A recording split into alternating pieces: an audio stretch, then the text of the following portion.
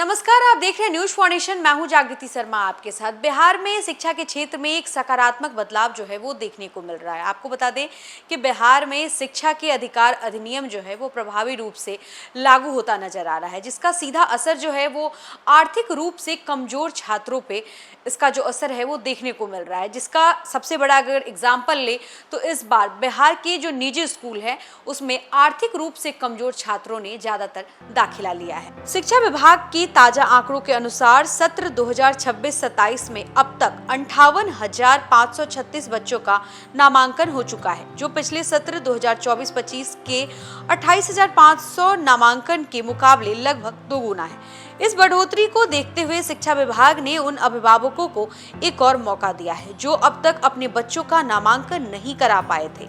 अब अभिभावक ज्ञानदीप पोर्टल के माध्यम से 30 अप्रैल तक ऑनलाइन रजिस्ट्रेशन कर सकते हैं। यह पोर्टल पूरी प्रक्रिया को पारदर्शी और सरल बनाने के उद्देश्य से विकसित किया गया है, जिससे पात्र बच्चों को आसानी से निजी स्कूलों में प्रवेश मिल सके।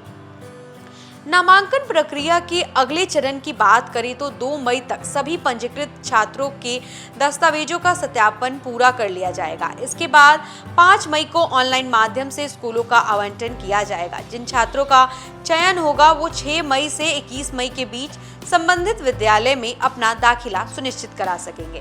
विभाग को उम्मीद है कि इस अतिरिक्त अवसर के बाद नामांकित बच्चों की कुल संख्या 62,000 के पार पहुंच सकती है। इस योजना के तहत फिलहाल राज्य के करीब 16,000 निजी स्कूल पोर्टल पर पंजीकृत हैं। इन स्कूलों में गरीब और वंचित वर्ग के बच्चों के लिए शिक्षा के दरवाजे खुले हैं। आरटीई के तहत निजी स्कूलों को अपनी कुल सीटों पर 25% हिस्सा आर्थिक रूप से कमजोर वर्ग और वंचित समूह के बच्चों के लिए आरक्षित रखना अनिवार्य किया गया है।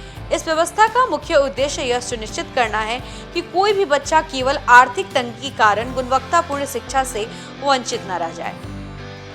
जिला स्तर पर नामांकन के आंकड़ों पर नजर डालें तो अलग अलग क्षेत्रों में काफी अंतर देखने को मिल रहा है। इस मामले में वैशाली जिला सबसे आगे है, जहां 3,544 बच्चों का दाखिला हुआ है। इसके बाद गया जिला, जहां 3,495 बच्चों का दाखिला हुआ है। वहीं समस्तीपुर में और पटना जिला जैसे प्रमुख स्थान पर भी भारी मात्रा में छात्रों ने दाखिला लिया है। वहीं बेगूसराय जिला, नालंदा जिला, मुजफ्फरपुर और मधुबनी जिला में भी अच्छी संख्या में बच्चों का नामांकन हुआ है।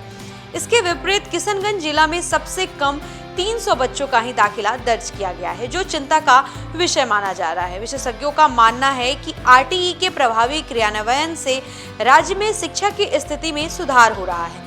इससे न केवल गरीब बच्चों को बेहतर स्कूलों में पढ़ने का मौका मिल रहा है, बल्कि सामाजिक समानता को ही बढ़ावा मिल रहा है।